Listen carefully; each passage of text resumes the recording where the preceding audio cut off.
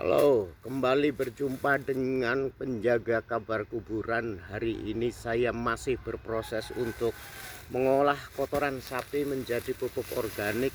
Saya akan mencampurkan sekam ini sebagai bagian dari proses mengembalikan keseimbangan alam, terutama keseimbangan tanah sawah yang selama ini kita ambil hasilnya dari padi, tapi yang kita kembalikan ke sana selama ini adalah racun kimia, pupuk kimia yang itu makin membuat tanah tidak subur dan makin tergantung kepada kimia.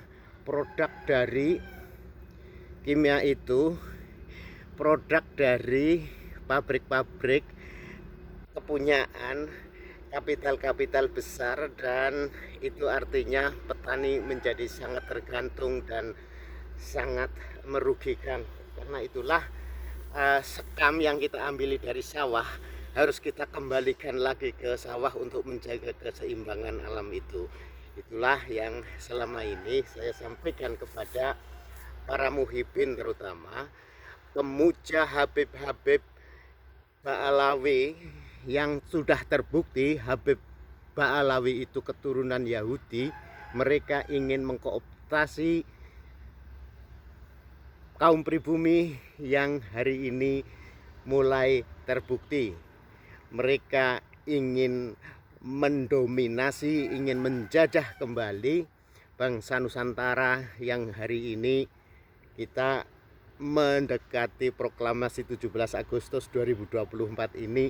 Kelihatannya sudah harus ditata ulang cara berpikir bangsa pribumi Nusantara untuk jangan lagi hanya berharap surga, berharap syafaat dari para Habib-Habib yang ternyata dia bukan keturunan Rasulullah, tetapi hanya ngaku-ngaku cucu Nabi yang pada akhirnya untuk mendominasi cara berpikir kita.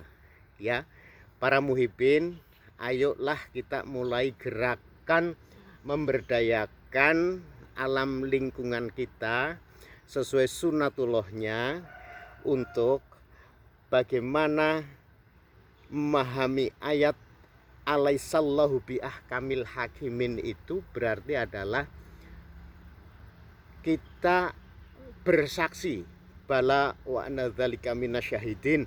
Kita bersaksi bahwa Allah lah yang akan menentukan hukum suatu perkara itu sebagai hakim yang paling adil di dalam hal menjaga keseimbangan alam. Jadi apa yang saya lakukan ini adalah saya ingin mengembalikan ini kompos-kompos kotoran sapi yang seperti terlihat di sana.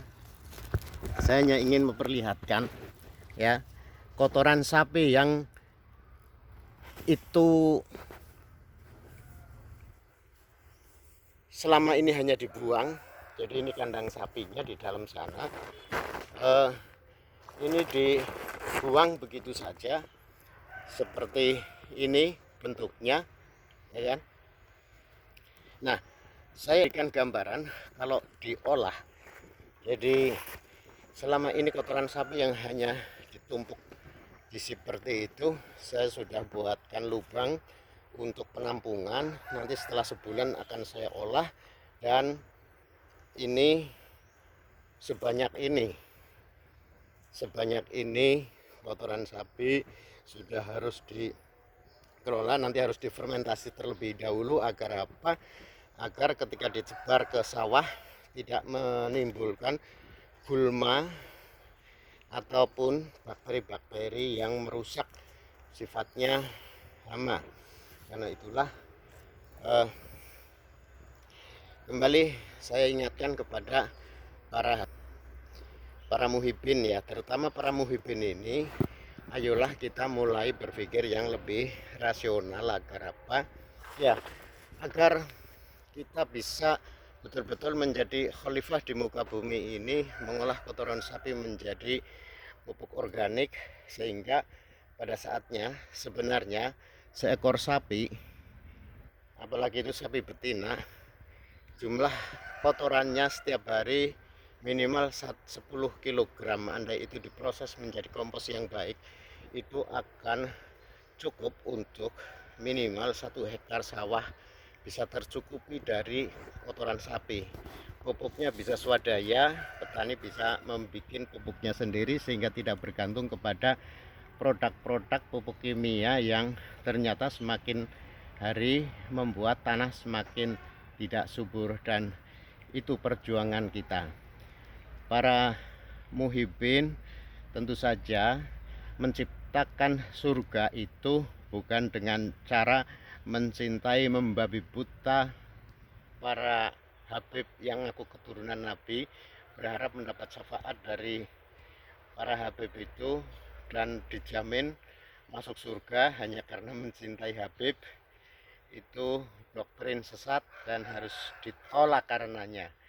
Dan mulai hari ini ayolah kita bekerja secara real menjadi khalifah di muka bumi ini, juga dengan cara mengolah kotoran sapi dengan benar, dan insya Allah ini bagian dari tugas kekhalifahan kita di muka bumi.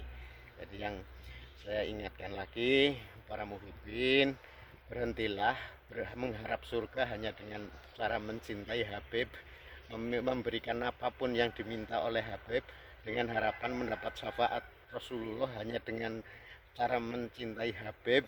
Berbuat maksiat pun kalau mendapat syafaatnya Habib, menjabat syafaatnya Rasulullah, itu akan terus masuk surga. Tidak, ciptakanlah surga dengan cara kita bekerja konkret mungkin, serial mungkin, sesuai sunatullah kita. Kita bisa mencintai Habib boleh, tetapi cintailah karena seseorang itu punya ilmu. Karena yarfa'illahul ladzina amanu minkum walladzina utul ilma darajat. Orang yang mulia derajatnya di mata Allah itu adalah orang yang tinggi ilmunya. Jadi ilmu para muhibbin, ayolah kita tidak harus hafal Quran 30 juz, tetapi satu ayat saja kita amalkan. Surat Wattini misalnya, itu jelas watin wa zaitun wa turisin, sebuah sumpah dari Allah bahwa hadzal baladil amin ini, jika terjadi keseimbangan antara pegunungan, perbukitan, pepohonan, dan ada keseimbangan alam di situ, maka negara itu hadzal baladil amin, negara akan aman. Sesungguhnya Allah menciptakan manusia itu semulia-mulia makhluk, tapi akan dikembalikan serendah-rendah makhluk. Kita bisa menjadi rendah daripada kotoran sapi ini, teletong ini, ya, kalau kita tidak beriman dan beramal soleh. Amal soleh seperti apa? Amal soleh yang falahum ajrun ghairu mamnun, pahala yang mengalir terus menerus mengalir. Itu antara lain kalau kita mengolah kotoran sapi menjadi kompos seperti itu, ya kan? Itu dampaknya adalah kepada tanaman, kepada pepohonan, kepada sawah-sawah yang semakin subur dan menghasilkan produk beras yang sehat, dimakan oleh manusia lain, oleh diri kita, manusia lain, orang itu akan sehat. Ketika orang sehat, dia akan mendapatkan asupan gizi yang bermanfaat, dan insya Allah dia juga akan menjadi orang soleh berikutnya. Itu yang harus kita ingat. Pahala yang mengalir antara lain adalah kalau kita mau mensyukuri nikmat Allah dengan cara mengolah kotoran sapi menjadi kompos. Jadi para muhibbin berharap mendapat surga kalau kita bisa amanu wa amilus solihati falahum ajrun ghairu mamnun. Bukan hanya membabi buta mencintai Habib, memberikan apapun yang diminta oleh Habib, padahal ternyata sudah terbukti bahwa para Habib itu keturunan Yahudi Askenazi yang membuat tipu daya kepada kita. Ingat, kalau kita sholat yang harus kita perhatikan adalah a'udzubika min adzabin nari wa min adzabil qabri wa min fitnatil mahya wal mamat wa min syarri fitnatil masihid dajjal. Jadi jahatnya fitnah dajjal real di depan kita. Orang ngaku cucu Nabi padahal ternyata dia adalah keturunan Yahudi Askenazi. Itu kabar yang terkubur.